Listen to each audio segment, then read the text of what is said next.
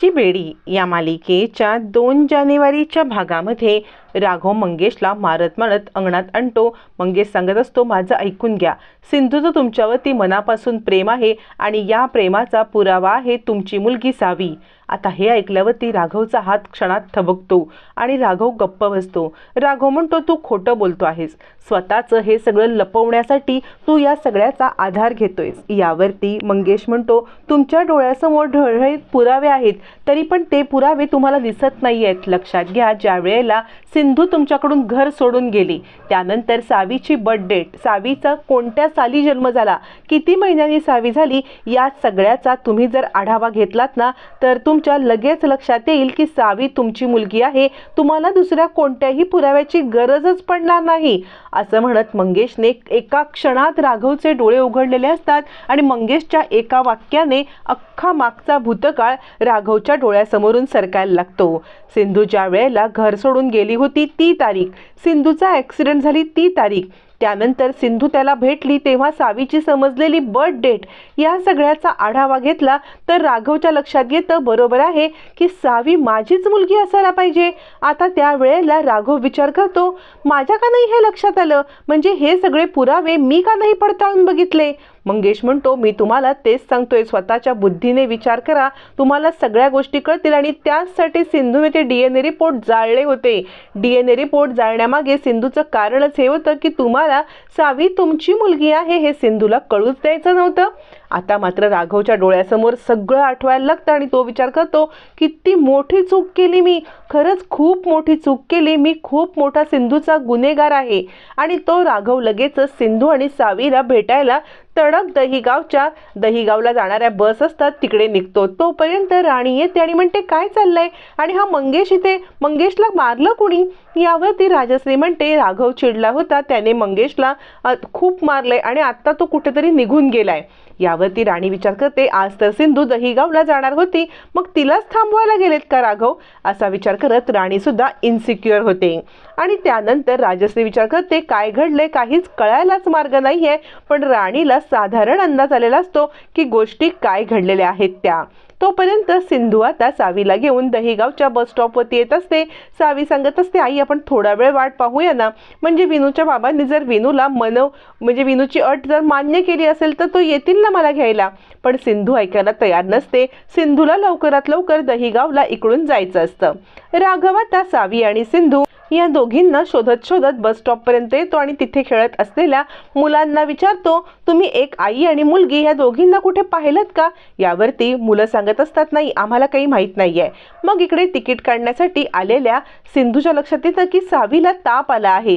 सिंधू विचार करते की हिला तापाचं औषध काहीही करून द्यायला पाहिजे आणि मगच बसमध्ये बसूया। तोपर्यंत दहिगावचे बसचा कंडक्टर चला चला दहिगाव असं ओरडत असतो। सिंधू विचार करते, मी सावीला बसमध्ये बसवते आणि मग औषध आणायला जाते। मग दोघी जणी बसच्या दिशेने निघतात। तोपर्यंत सिंधू आता बॅग घेऊन वरती चढणार तर सावीच्या बॅगेमधून सावी राघव सावंत हे लिहिलेलं कार्ड खाली पडतं आणि ते उडत राघवपर्यंत येऊन पोचतं आणि तोच राघवसाठी मोठा क्लू असतो। ज्या दिशेने हवा आले त्याच दिशेने इकडे सावीकडून हे कार्ड आलेलं आहे हे त्याला कळतं आणि तो त्या दिशेने निघतो। इकडे बसमध्ये चढायच्या आधी सावी सांगत असते, आई अगं थांब ना, मला पोलीस काकांना भेटायचं आहे, ते येतील मला न्यायला। सिंधू विचार करते, नको, हे सगळं पुन्हा नको, पुन्हा राघव समोर येणार, पुन्हा ते सगळं डोळ्यासमोरून तरळणार। या सगळ्या गोष्टी टाळण्यासाठी सिंधू निघते, पण राघवला ते कार्ड मिळाल्यामुळे नियतीनेच राघवला सावीपर्यंत पोहोचायचा मार्ग दाखवलेला असतो। आणि आता कार्ड ज्या दिशेने आलं त्या दिशेने राघव पाहतो, सावी त्याच्याकडे पाहते आणि पोलीस काका तुम्ही आलात का असं म्हणत हर्षाने ती आता जाऊन धावत राघवला बिलकते। राघवला सुद्धा इतक्या दिवसामध्ये सावीबद्दल वाटणारी ओढ ही का होती या गोष्टीचा प्रत्यय येतो, कारण सावी आपली मुलगी होती म्हणून तिच्याबद्दल वाटणारी ओढ आपल्याला इतकी हुरहुर लावायची हे त्याला आज समजतं। सावीला तो मिठी मारतो। सावी म्हणते, पोलीस काका तुम्ही आलात, मी तुमची किती वाट पाहत होते। मग इकडे सिंधू सुद्धा येते। राघव तिला आपल्या मिठीत घेतो आणि म्हणतो, सावी बाळा तू कशी आहेस?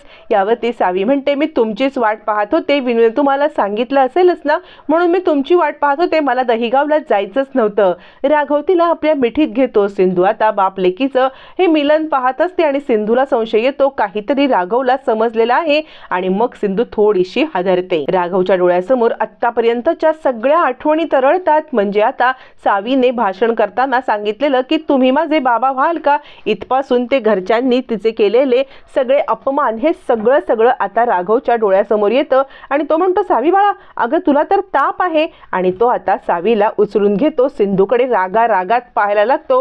सिंधू राघवकडे पाहते आणि राघव सावीला उचलतो आणि आपल्या जीपच्या दिशेने निघतो सुद्धा. तो आपल्या जीपच्या दिशेने निघतो त्यावेळेला सिंधू त्याच्या मागोमाग तिथपर्यंत येते, पण राघव काही कुठेच मागे बघायला तयार नसतो. तो तडक जीपच्या दिशेने निघून जातो.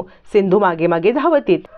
सिंधू आता राघवला सांगते, राघव तिला बाहेर ठेवा. यावरती राघव म्हणतो, खबरदार, मला आता माझ्या प्रश्नांची उत्तरं पाहिजे, त्याशिवाय मी गप्प बसणार नाही. राघव खूप चिडलेला असतो. सिंधूवरती नुसता राग करत असतो आणि तो म्हणतो, माझ्या प्रश्नांची उत्तरं मला दे. सावी माझी मुलगी आहे का? यावरती सिंधू म्हणते, हो सावी तुमची मुलगी आहे. राघव म्हणतो, मग इतके वर्ष माझ्यापासून हे सत्य लपवून का ठेवलंस? यावरती सिंधू म्हणते, मी जर तुम्हाला सत्य सांगितलं असतं तुम्ही ठेवला असतात विश्वास? राघव म्हणतो, तू एकदा सांगून तरी बघायचं होतं. सिंधू म्हणते, ज्या वेळेला तुम्ही पहिल्यांदा सावीला भेटलात तेव्हा तुमचा प्रश्न काय होता तुम्हाला आठवतंय का, की सावीचे बाबा कोण आहेत? हा प्रश्न ज्या वेळेला विचारलात ना त्याच वेळेला तुमचा माझ्यावरचा संशय डळमळीत झाला, हे माझ्या लक्षात आलं होतं. राघव म्हणतो, तू गैरसमज करून घेतलेला आहेस. मी साधा एक प्रश्न विचारला होता की सावीचे बाबा कोण आहेत, त्याचं उत्तर देण्याच्या ऐवजी तू मला त्याची इतकी मोठी शिक्षा दिलीस.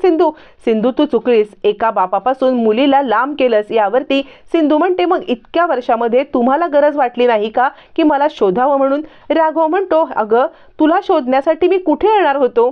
मला काय माहिती होतं तू कुठे आहेस याचा मला ठाव ठिकाणा नव्हता. आणि जिथे ॲक्सिडेंट झाला होता पोलिसांनी आम्हाला एक बॉडी दाखवून सांगितलं की ही सिंधू आहे आणि मग बॉडी सापडल्यावर ती तुला शोधायला मी कुठे येणार होतो? तुझा सीट नंबर, तू जिथे बसली होतीस त्या नंबरवरतीच ही बॉडी सापडली होती, तिथेच तुझी शॉल सुद्धा पडली होती. मग मी काय करणार होतो? मी कुठे येणार होतो? सांग सिंधू सांग. असं म्हणत राघवने आत्तापर्यंतचा सगळा भूतकाळ, जो राघव आणि सिंधूमध्ये असलेला गैरसमज असतो, तो सगळा गैरसमज दूर केलेला असतो. सिंधू म्हणते, ज्याप्रमाणे तुमचा गैरसमज झाला की ती बॉडी माझी आहे, त्याप्रमाणे माझा पण इतके वर्ष गैरसमज झाला होता की तुम्ही मला शोधायला आला नाहीत. माझ्या मनामध्ये ही सल कायमची होती आणि मला माहिती होतं की तुम्हाला आता माझ्याबद्दल प्रेमच वाटत नाहीये. राघव म्हणतो, सिंधू तू काय बोलतेस? कुठच्या थराला जातेस? एका घडलेल्या गोष्टीवरून तू इतक्या गोष्टींवर पोचशील मला वाचलं नाही, पण एका मुलगी माझ्या समोर होती, ती तिच्या वडिलांच्या प्रेमासाठी तरसत होती. मला दिसत होतं की माझी मुलगी वडिलांच्या प्रेमासाठी तरसते,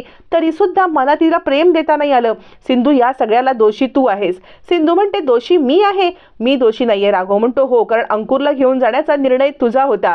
सिंधू म्हणते, यासाठी पण दोष मी तुम्हालाच देईन, कारण तुम्हाला फक्त आणि फक्त मधुताईंवरतीच प्रेम आहे, माझ्याबद्दल फक्त आपुलकी आहे. म्हणून मी सावीला सांगितलं नाही की तुम्ही बाबा आहात, कारण तुम्ही मधुताईंच्या पुढे सुद्धा तिला दुखवायला कमी करणार नाही. आणि या सगळ्यामुळे मी तुम्हाला सांगितलं नाही की सावी तुमची मुलगी आहे. राघव म्हणतो, सिंधू तू कितीही एक्सप्लेनेशन द्यायचा प्रयत्न केलास तरी आत्ता मला समजलंय की सावी ही माझी मुलगी आहे आणि तिला मी इथून कुठेही जाऊ देणार नाही. आता तिला मी माझं नाव देणार आहे, तिचं हक्काचं घर देणार आहे. आता तुझं काहीही मी ऐकणार नाही. असं म्हणत राघव चिडतो आणि आता सावीला घेऊन घरी जायला निघतो. इकडे सिंधू त्याला सांगत असते, पण राघव थांबायला तयार नसतो. राघव सिंधूला व्हॅनमध्ये ठेवतो आणि जायला निघतो. तोपर्यंत इकडे आता विनू सांगत असतो की बाबा सांगू का आजोबा, मला बाबांनी प्रॉमिस केलं होतं की जर मी रेस जिंकलो ना तर या रेस जिंकल्यावरती ते न सावीने त्यांच्याकडे जे गिफ्ट मागितलंय ते गिफ्ट ते देतील. म्हणजे ते सावीला बाबा म्हणून स्वीकार करतील, तिचा मुलगी म्हणून स्वीकार करून तिला बाबांचं नाव देतील. हे सगळं आता विनू घरी सांगत असतो. सगळ्यांना खूप मोठा धक्का बसतो विनूच्या या गोष्टीमुळे. आता मात्र राघव कुठे गेलाय याचा सगळ्यांना अंदाज येतो. विनू सांगत असतो, कदाचित ते त्यांचं प्रॉमिस पूर्ण करण्यासाठी सावीला या घरात आणायला गेले असतील. तोपर्यंत इकडे रुक्मिणीचा चेहरा नुसता पडतो, तिचा जळफळाट व्हायला लागतो आणि राणीला पण खूप इन्सिक्युरिटी वाटते. तोपर्यंत सावी बाहेर येते आणि पोलीस काका तुम्ही खरंच माझे बाबा आहात का?